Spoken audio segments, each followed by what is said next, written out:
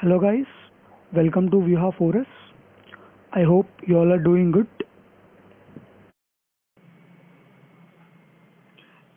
In this video, I'm going to explain you about encapsulation concept in Java with an example. So basically, encapsulation is used. The definition of encapsulation is wrapping up of data members and data methods in a single unit. So basically, encapsulation is used for data hiding. So how it can be implemented is using private uh, keyword. So here you can observe I have declared two variables of integer type a and b. I have declared them as private uh, so that those variables cannot be visible to any other class other than encaps. But if we want to send some data to any other class, or if we want to get some data from any other class, or some other class might utilize these two variables. They don't have permission to change the code, or they don't have permission to implement any other thing other than just accessing these variables, like getting these values and setting these values.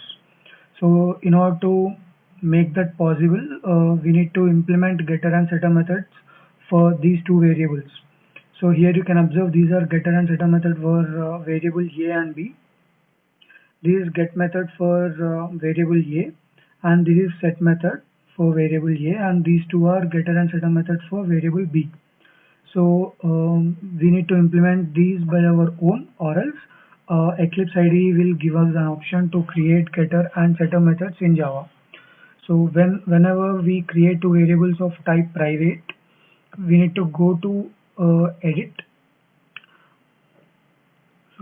source. We need to go to source, and here if you can observe, we have an option to create the generate getter and setters. So when we click on that generate getter and setter methods, here it will show for which variable we want to create. We can select those variables, and when we click on generate, it will automatically generate those two uh, getter and setter methods for two variables a comma b. So now you can observe the syntax. Public int get a, and inside that you can see return a, which means that when some other class outside calls this method get a, the value of a will be returned. And in the same way, this is get b. Whenever get b is called from any other class, the value of b will be returned. And here this is setter method. So it accepts one variable of type integer inside it, and this dot a equal to a. This dot a is nothing but accessing or referring to the super variable, which is this. And this the right side a is nothing but the argument which is uh, been set from any other class. Like I will show you how to set the value of a and b from some other class. So these are getter and setter methods, and in real time in Java programming, basically getter and setter methods are very useful, and this is a proper way of making use of variables, because in real time data hiding is much more important and it's mandatory. So basically getter and setter methods are very useful. So I have created one more class encapsulation example. Here you can see public static void main, where the execution gets started, and inside I have created an object for encaps class, encaps e equal to new encaps, and I'm trying to set values of a and b using e dot set a of 4 and e dot set b of 5. So whenever the control comes here, it will go to set a method. It will go to set a method, and inside it will hold the value of 5. So now a will have the value of 5, and when we write this dot a equal to 5, this private variable int a will get the value of 5. In the same way, when the control comes to this line e dot set b of 5, So set a is 4, so 4 value will be holding in the variable a.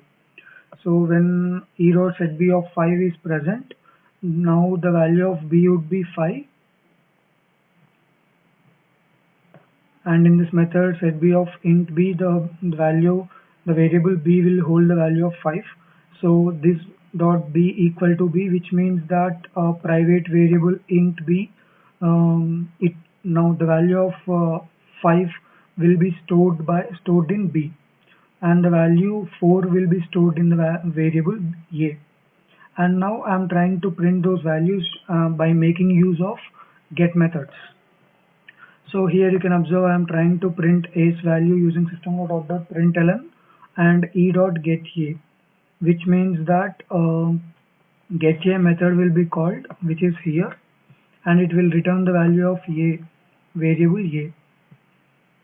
And in the same way I am trying to print b's value using system.out.println, and here you can see e.getb, which means that here we have a getB method, and it will return the value of b. Using return b, the value of b will be returned and it will get printed. And when we see its execution part, in the console you can observe a's value to be 4 and b's value to be 5, because here we are trying to set the values 4 and 5, and here we are trying to get the values 4 and 5. And now here I'm trying to declare one variable of type integer which is private, like consider private int x equal to some 10. And now without using return and getter methods, I'm trying to make use of those variable over here. I'm trying to make use of those I'm trying to make use of the value of x outside that particular ncaps class after creating a variable to that particular class. Here you can observe e.c.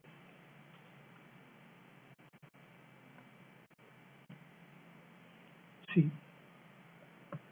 It throws an error. C cannot be resolved, or sorry, it's x, right? So yeah, x. Here it throws error. The field ncaps.x is not visible, because why it is not visible, in the sense it is declared as private over here.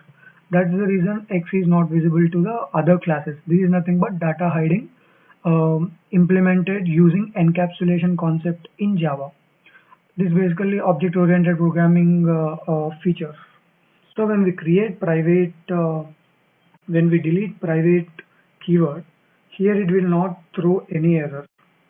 It will, the value of x will be stored in y, and when we try to print that value, when we try to print that value, it will directly print. Here you can observe y to be 10, and whenever the variable x is created or it's declared as private, here you can see an error. Here you can see an error stating it is not visible. So basically this is the purpose of data hiding using encapsulation in Java. So I hope it is informative to you guys. So do like, share, comment and subscribe to Vuha4S for more interesting content, guys. See you all in my next video. Take care.